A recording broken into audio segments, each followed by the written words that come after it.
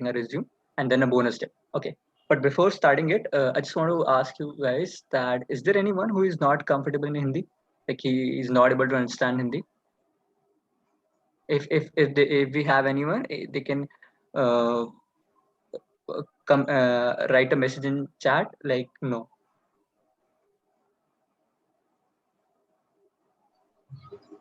Okay.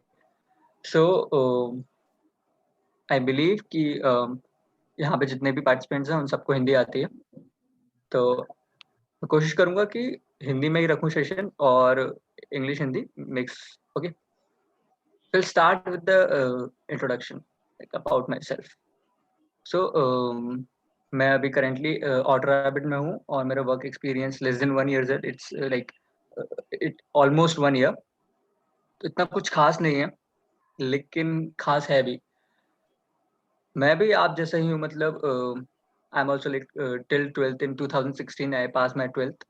और तब तक कोई कॉलेज की नॉलेज नहीं थी, मतलब इतना नॉलेज नहीं थी टेक के बारे में. कॉलेज कौन से होते हैं, companies, tech companies, programming and all, कुछ नॉलेज नहीं थी. कॉलेज में आए फर्स्ट ईयर तक कुछ पता नहीं था, सब हवा हो गया. फिर सेकेंड ईयर से जानना चालू किया कि ये प्रोग्रामिंग होती है, रिज्यूम बनाना होता है, ऐसे अप्लाई करते हैं.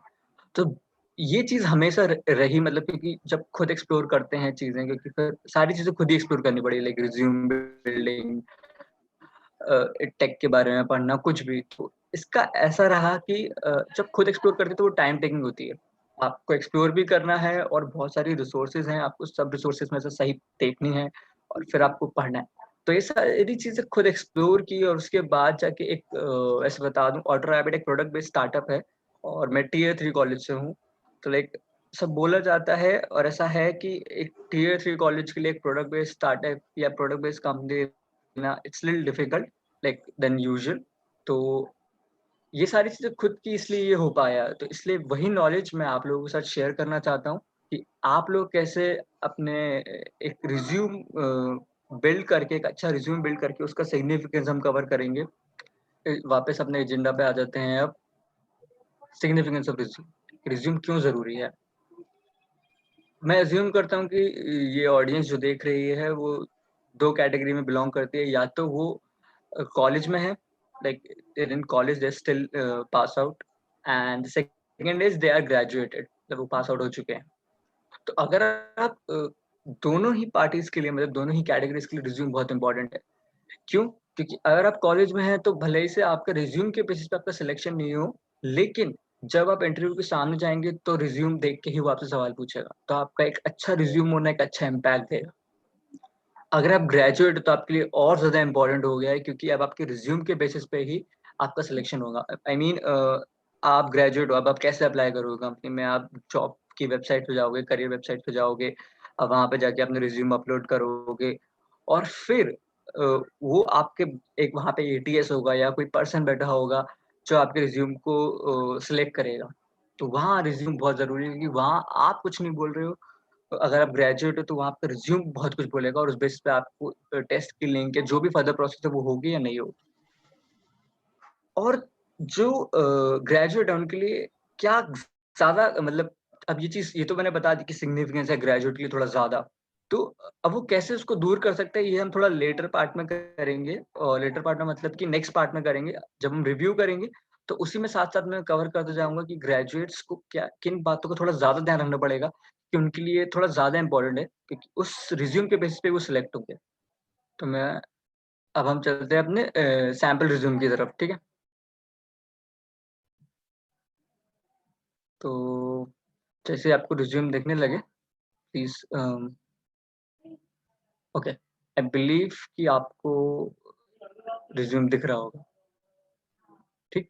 ओके, तो इस रिज्यूम के बारे में आगे बढ़ने से पहले मैं ये बोलूँगा कि आप ना इस पे ये फॉर्मेट यही ये ऐसे ही होना चाहिए, नहीं. मैं जो-जो सेक्शंस बताऊँगा, जो-जो चीज़ें बताऊँगा, आप चीज़ों का ध्यान रखना. और ये रिज्यूम समझाने का मेरा एक ही मतलब है कि ये जो हेडिंग्स हैं, जैसे करियर ऑब्जेक्टिव, टेक्निकल एक्सपोज़र, मैं आपको चाहता हूँ कि आप इन चीज़ों के पीछे का मतलब समझें कि ये लिखने से पहले आप क्या सोचें और उसके बाद ये लिखें. अगर वो चीज़ सही सोचेंगे ना, तो आप अंदर का कंटेंट सही लिख पाएँगे. तो शुरू करते हैं. सबसे पहले आपका फुल नेम, लाइक टॉप पे आपका होना चाहिए full name, like this is the first thing that वो इंसान देखना चाहता है आपके बारे में, आपका नाम। फिर आती है आपकी date of birth, like D, month and year, date. Then your email, then your contact. Email में एक चीज ध्यान रखिए, अगर आपके पास एक ईमेल का है कि प्रोफेशनल होनी चाहिए, मतलब कि जैसे आपका नाम है, जैसे मेरा नाम है ईशान जैन, तो मेरा ईमेल है ishanjain@gmail.com। ठीक। तो अगर आपके पास ऐसा नहीं है, ईमेल अवेलेबल नहीं है gmail.com पे, तो आप आउटलुक या और दूसरे मेल प्रोवाइडर्स हैं, yahoomail.com और आउटलुक, आप वहां पे एक बना सकते हैं अपना मेल और उसको ऑफिशियली यूज कर सकते हैं। इससे क्या होगा, आपके पास दो मेल्स होंगे, एक होगा आपका ऑफिशियली और एक आपका पर्सनल मेल्स, जो भी आप दूसरा अकाउंट साइन अप करते हैं। तो एक प्रोफेशनल मेल होना भी बहुत जरूरी है। सुपर हीरो या Jack went to the hell @gmail.com ये अच्छे नहीं लगते, तो और अनप्रोफेशनल है। तो इसलिए अगर आपके पास नहीं है एक प्रोफेशनल ऐसा फुल नेम वाला ईमेल, तो आप ऐसा बना लीजिए। ठीक।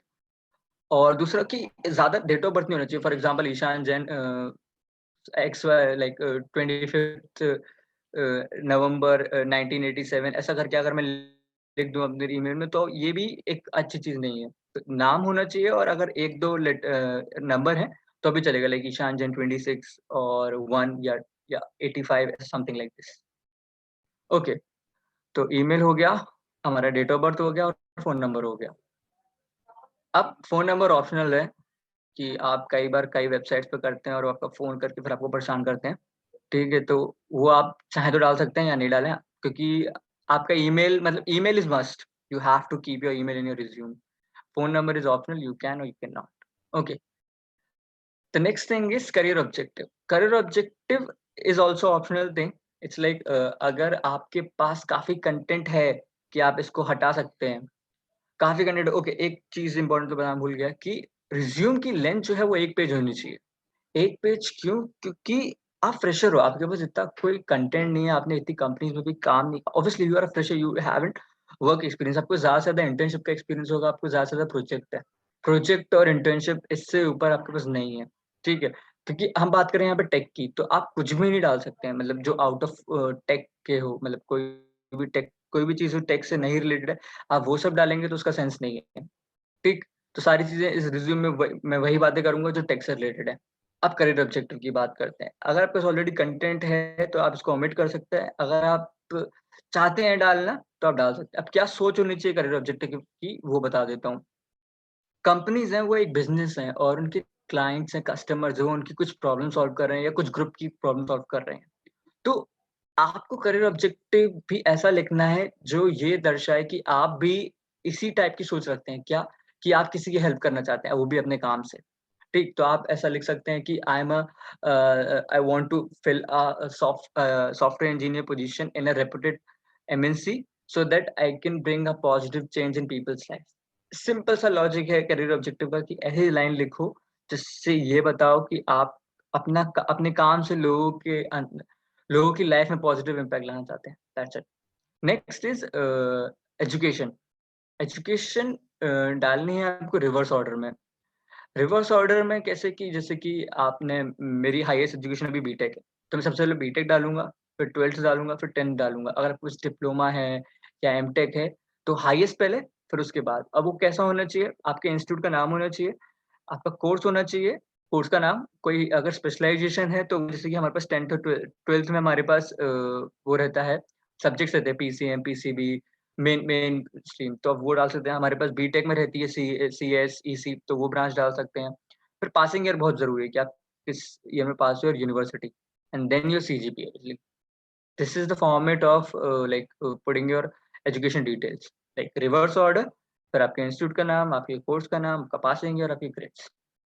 और कोशिश कीजिएगा यहाँ पे आप एकदम वैलिड इन्फॉर्मेशन ही डालें, कुछ भी गलत नहीं डालें। ठीक। कि मान लो जब आपके ओरिजिनल डॉक्यूमेंट्स ये चीज़ें वेरीफाई होती हैं, जब आपके ओरिजिनल डॉक्यूमेंट्स, आपके ग्रेड्स वेरीफाई किए जाएँ तो ये गलत निकले। ठीक है? तो वो मत करना। Okay, now comes the link part. ये मेरा बहुत फेवरेट पार्ट है। और ये चीज़ अगर आपके रिज्यूम में है, तो हो सकता है कि आपका रिज्यूम बेसिस पे आपको +1 मिल जाए। मतलब कि अगर ये पार्ट आपके उसमें है, मतलब कंटेंट नहीं, एक्चुअली में होना चाहिए। मतलब क्या, कि अगर आप टेक बैकग्राउंड से हैं, तो आपकी एक लिंक्डइन प्रोफाइल होनी चाहिए। भले ही से आप फ्रेशर हैं, आप उसको अच्छे से उसमें कंटेंट डालिए, को फिल अप कीजिए। और लिंक्डइन इज़ लाइक वहाँ पे सिर्फ जॉब्स नहीं है, मतलब वहाँ पे रिक्रूटर्स हैं और भी डिफरेंट टाइप के लोग हैं जो बहुत सारी चीज़ें करते हैं। तो LinkedIn is your like professional is like a place where you can show your professional work. तो वहाँ पे आपके अगर आप टेक वर्ल्ड में हैं, आपको एक लिंक्डइन प्रोफाइल चाहिए क्योंकि आप ऑब्वियसली जाके जॉब वर्ल्ड में जाना चाहते हैं, तो LinkedIn is must. Then GitHub. GitHub is to showcase your tech skills.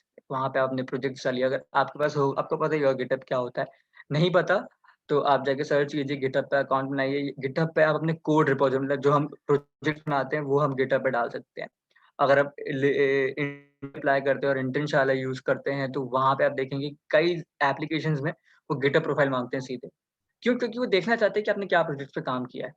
Then we have competitive coding platforms many, like CodeChef, LeetCode, HackerEarth, HackerRank, ये होना बहुत ज़रूरी है। अगर ये है और आपके पास यहाँ पे एक सिग्निफिकेंट रैंक है, मतलब एक अच्छी रेटिंग्स हैं, तो ये आपके रिज़्यूम को और ये आपको सबसे अलग कर देती है। मतलब सबसे अलग, मतलब एक प्लस 1 दे देती है ऑलरेडी कि हाँ यार, ये तो बेस्ट स्टूडेंट है।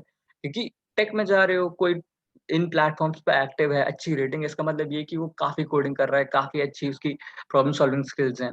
तो अगर आपके इनके अकाउंट्स नहीं है, तो अभी जाके अकाउंट्स बनाइए और प्रैक्टिस कीजिए रोज़ और अपने रिज़्यूम में ज़रूर डालिए। Okay, now comes awards and achievement. तो अवार्ड्स और अचीवमेंट लिख रहे हो जब आप, तो आपको क्या नहीं लिखना है। मैं 8th क्लास में फैंसी ड्रेस में पार्टिसिपेट किया था और मैं कुछ बना था और मैं जीत गया था। ये सब नहीं लिखना है। मुझे फ़र्क नहीं पड़ता, मैं इंटरव्यूअर हूँ, मुझे फ़र्क नहीं पड़ता आपने क्रिकेट खेला है और क्या खेला है, या क्रिकेट में डिस्ट्रिक्ट खेले हो, नेशनल खेले हो, मुझे क्या फ़र्क पड़ता है। आप टेक के लिए क्यों जा रहे हो? अगर आप क्रिकेट में बहुत अच्छे हो, नेशनल हो, तो सेंस नहीं है यहाँ जाने का। ठीक। तो यहाँ टेक रिलेटेड चीज़ें लिखनी है, मतलब अगर मैं क्रिकेट में डिस्ट्रिक्ट खेला हूँ और मैं एक हैकाथॉन में पार्टिसिपेट किया हूँ, तो हैकाथॉन वाला मैं ज़्यादा प्रेफ़र करूँगा इस अवार्ड्स एंड अचीवमेंट सेक्शन में लिखने के लिए। एक keep everything that you which is related to tech. For example, you participate in coding competition, you participate in some tech quiz, you participate in some hackathon, in online coding competitions, you win some competition, put all that. You part some in some national or international level coding competition, and you uh, passed 1 or 2 rounds, then that also you can mention. Like everything which is related to tech, you can mention here. Now come interest. It should also be there, like that, पर ज़्यादा नहीं, 1 या 2 hobbies आप रख सकते हैं इसमें, ज़्यादा नहीं, जैसे म्यूज़िक, चेस। और कई बार क्या होता है, वो इनसे क्वेश्चन पूछ लेते हैं। मतलब एचआर राउंड्स जो होते हैं, वहाँ पे आपके इंटरेस्ट बेस पे एक आध क्वेश्चन पूछ लिया जाता है। कोई इतनी घबराने वाली बात नहीं है, कई बार नहीं पूछता, मतलब कि आप 100 इंटरव्यू दे रहे हैं, तो उसमें 100 में से 1-2 जगह पूछ लेगा वो। तो यहाँ वो डालो जो आपको अच्छा लगता है, ज़्यादा नहीं, 2 डालो बस, 1 कम हो जाएगा, इसलिए 2 मिनिमम बहुत है। 2 डालो और अ, आगे बढ़ो। मतलब लाइक 2 डालो, उनको वो डालो जो आपको इंटरेस्ट है, और फिर आगे मतलब दूसरी चीज़ों पे बढ़ो। ओके, अब टेक्निकल एक्सपोज़र। तो ये है, मतलब ये टेक्निकल एक्सपोज़र, एक्सपीरियंस, प्रोजेक्ट, एक ये मेन सेक्शन है। दूसरा मेन सेक्शन है लिंक्स और अवार्ड्स। मतलब ये जो 5 सेक्शंस हैं ना, ये बहुत इम्पोर्टेंट हैं। और जो इंटरव्यूअर होता है, वो मेन उसका फ़ोकस होता है मेनली इन्हीं सेक्शंस पे। मतलब आपके प्रोजेक्ट्स पे और आपकी ये लिंक्स और अचीवमेंट, यही थी टेक्निकल एक्सपोज़र। अब टेक्निकल एक्सपोज़र में क्या होता है? अब ग्रेजुएट्स के लिए बताता हूँ, जो एटीएस होता है, एप्लीकेशन ट्रैकिंग सिस्टम, वो रिज़्यूम कैसे छाँटता है। वो रिज़्यूम कीवर्ड्स के बेस पे छाँटता है। तो वो ये सारे कीवर्ड्स इसी रिज़्यूम में होने चाहिए, वो यहीं से निकालता है। तो टेक्निकल एक्सपोज़र में आपको कीवर्ड्स लिखने हैं, आपको कौन-सी लैंग्वेज आती है, लाइक पाइथन, जावा, कौन सा फ्रेमवर्क यूज़ किया है, स्प्रिंग बूट, लारवेल, और जो भी। और फिर डेटा स्ट्रक्चर, ये हैं data structure, DBMS, OS, networking, ये आपके वो सब्जेक्ट्स हैं कॉलेज के, तो ये लिखना बहुत ज़रूरी है। आप नहीं भी लिखोगे तो अभी भी पूछेंगे, ठीक है? तो ये आने ही चाहिए, मतलब ये पढ़ने के उससे बोल रहा हूँ। उसके बाद uh, okay, wait a minute, we have something in chat.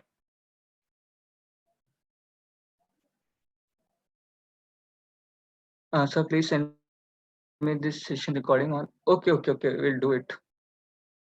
Okay, then we have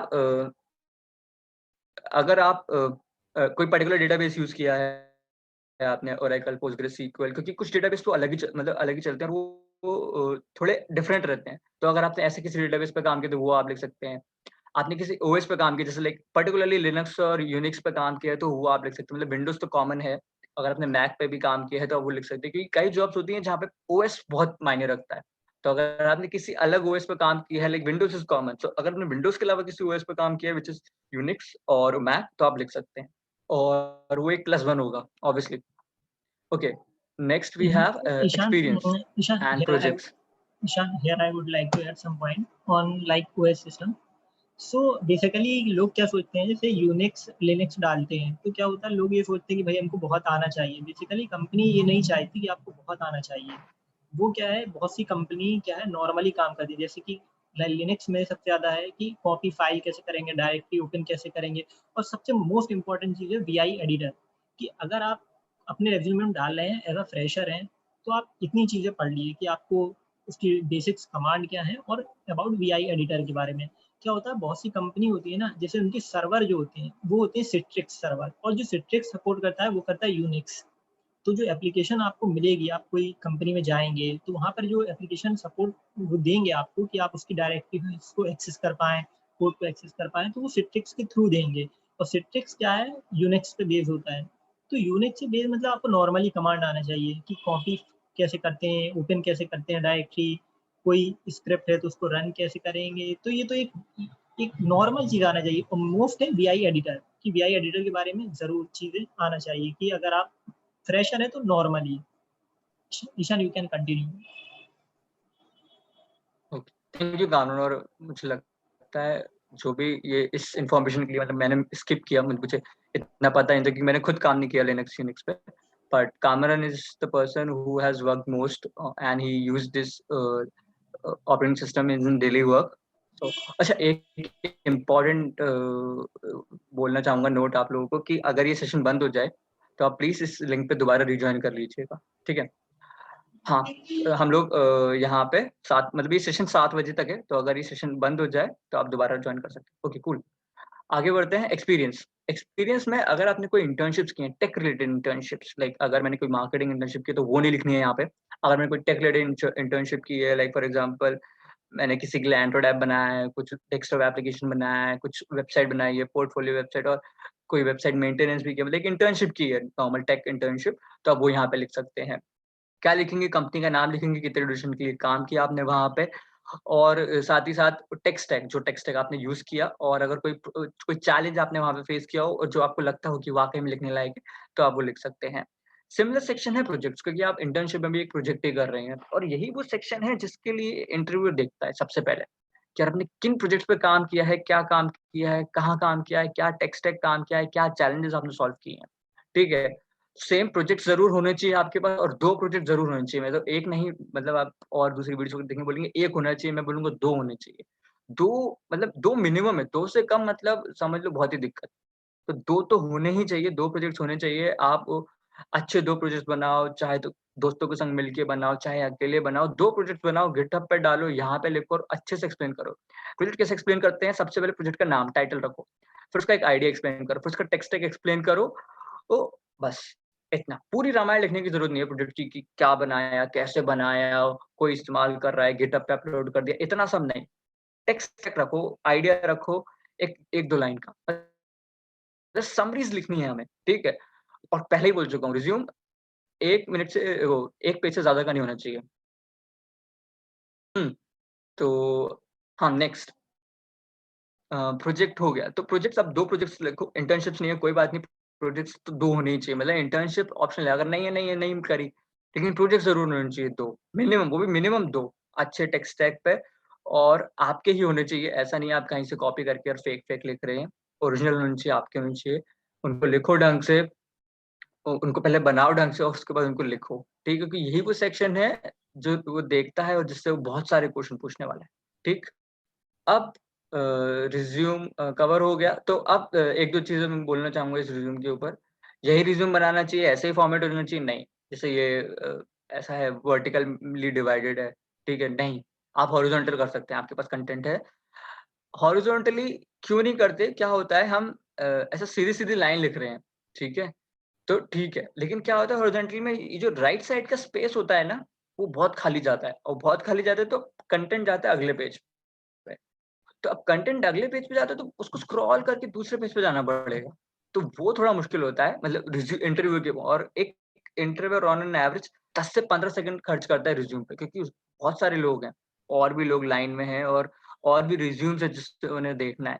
तो आपके रिज्यूम पे बहुत सारा टाइम नहीं दे सकते, इसलिए छोटा रिज्यूम, मेन चीज़ें कवर होनी चाहिए, आपके प्रोजेक्ट्स, आपके अवार्ड्स, आपकी ये लिंक्स, बस एजुकेशन भी है इम्पोर्टेंट है, ये तो मतलब एक बेसिक है, ये लिखना ही चाहिए, पर वो इतना इस पे ध्यान नहीं देते, क्योंकि आप आ गए हो तो आप क्राइटेरिया फुलफिल कर ही रहे होंगे, ऐसा है।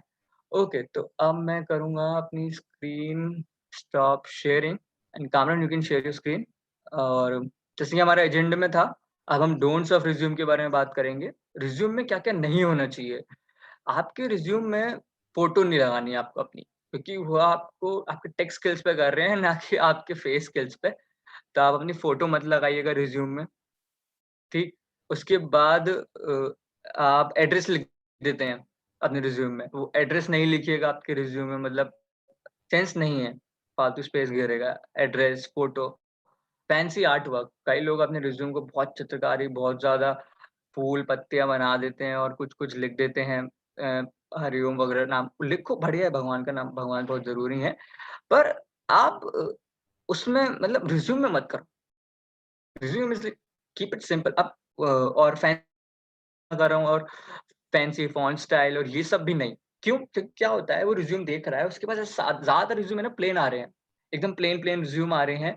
अब वो देख रहा है कि ये एकदम से अजीब-सा कैसा है, उसको अजीब लगेगा देखने में। तो वो कहेगा यार ये क्या है? वो बोल देगा ये कैसा रिज़्यूम है बना। वो शायद नहीं भी बोले, पर वो फिर अच्छे से देख नहीं पाएगा। तो आपको ध्यान रखना है कि आपका रिज़्यूम नॉर्मल हो, प्लेन हो, फैंसी आर्ट वर्क नहीं हो, और जो ज़रूरी चीज़ें हैं, वो उसमें कवर हो।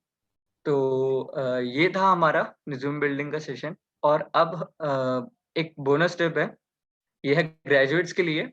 ये बोनस टिप ये है कि क्या होता है, ये टिप नहीं है, ये एक एडवाइस है जो नहीं करनी है आपको। क्या होता है, हम एटीएस को क्रैक करने के लिए जो कीवर्ड्स होते हैं उनको मतलब व्हाइट कलर में लिख देते हैं। तो ह्यूमन जब देखता है व्हाइट कलर से वो नहीं दिखता। लेकिन जब वो एटीएस रीड करता है तो वो रिज्यूम सेलेक्ट कर लेता है। फॉर एग्जांपल कोई कंपनी है, वो बिग डेटा माँग रही है, मुझे नहीं आता, मैं व्हाइट कलर से अपने रिज्यूम में बिग डेटा लिख दूँ। अब कोई भी इंसान देखेगा मेरे व्हाइट पेज पे बिग डेटा नहीं दिखेगा, क्योंकि व्हाइट कलर से लिखा हुआ है। बैकग्राउंड और फ्रंट एंड जो कलर है टेक्स्ट का सेम है तो नहीं दिखेगा। लेकिन एटीएस पकड़ लेगा, क्योंकि वो तो बाइट्स चेक करता है, मतलब एक डेटा निकाल के उसमें से, और रिज़्यूम सिलेक्ट हो गया। फिर बाद में जब वो आप इंटरव्यू में पहुँचोगे, फिर वो आपसे बिग डेटा पूछेगा, आप नहीं बता पाओगे, और वो पकड़ में आ जाता है कि आपने ऐसा ये वाली ट्रिक यूज़ की है। फिर क्या होता है, वो आपको ब्लैकलिस्ट कर देते हैं। तो ये चीज़ें नहीं करनी है, ठीक है? और अब अगर आपके किसी के भी डाउट्स हो तो आप चैट में लिख सकते हैं और हम लोगों से पूछ सकते हैं। और हाँ, आईटी एक्सपर्ट्स रिज़्यूम रिव्यू भी करती है। तो अगर आप लोगों को किसी को अपना रिज़्यूम रिव्यू करवाना हो तो आईटी एक्सपर्ट्स का मेल है, आप उनको भेज सकते हैं, और आपके रिव्यू के जैसा भी आपका रिज़्यूम होगा, उस पे कोई फीडबैक देना होगा तो वो ज़रूर देंगे। आपके डाउट्स हो तो आप डाउट्स पूछ सकते हैं अब। हम लोग हैं यहाँ पे 7 बजे तक, 6:31 हो गया है। तो किसी के भी कोई भी डाउट्स हों, रिज़्यूम रिलेटेड, टेक रिलेटेड और दूसरे कुछ भी, जो आपको लगता है हम आंसर दे सकते हैं, तो आप ज़रूर पूछिए। और फीडबैक फॉर्म मतलब पोस्ट कर दिया है चैट पे। सो प्लीज़ अपना फीडबैक प्रोवाइड करवाइए, जिससे ताकि हम लोग अपना इम्प्रूवमेंट कर सकें। अगर कुछ कमी है या फिर आप लोग नेक्स्ट सेशन क्या चाहते हैं, तो वो अपना फीडबैक दे सकते हैं। और लिंक है वहाँ पर, अगर आप कॉन्टैक्ट में जाएँगे तो कॉन्टैक्ट कर सकते हैं। अगर आपको किसी तरीके से कोई वो चाहिए सजेशन या कुछ चाहिए, तो आपको सजेस्ट कर देंगे। जो भी टीम है उसमें से आपको कोई आपको रिप्लाई कर देगा, सजेस्ट कर देगा। वेबसाइट पे जाएँगे आप, वहाँ पे कॉन्टैक्ट में है, उसमें कर सकते हैं आप। एंड कोई डाउट हो तो आप लोग पूछ लिए या चैट पे कर दिए, जिसमें आप कंफर्टेबल हो।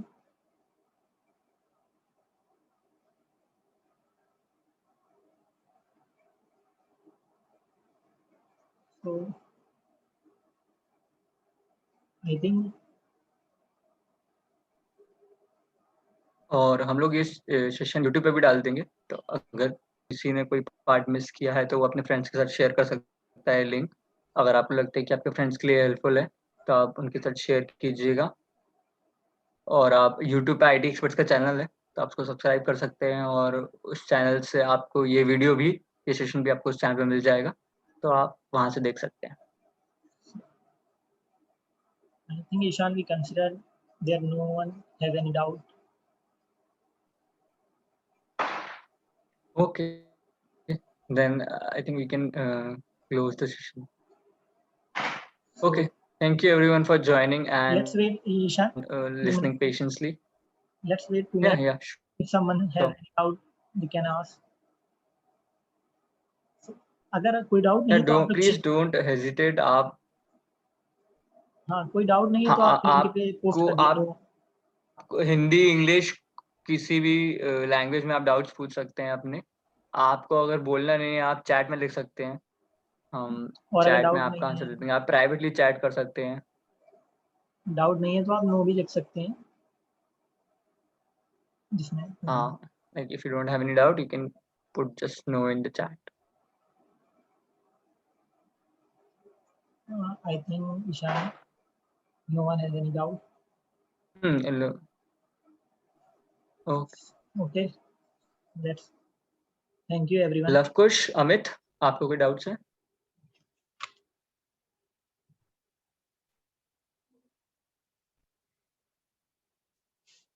Okay, thank you everyone. We will Okay. meet next time. Thank you everyone. Yeah. Thanks for participating. Bye.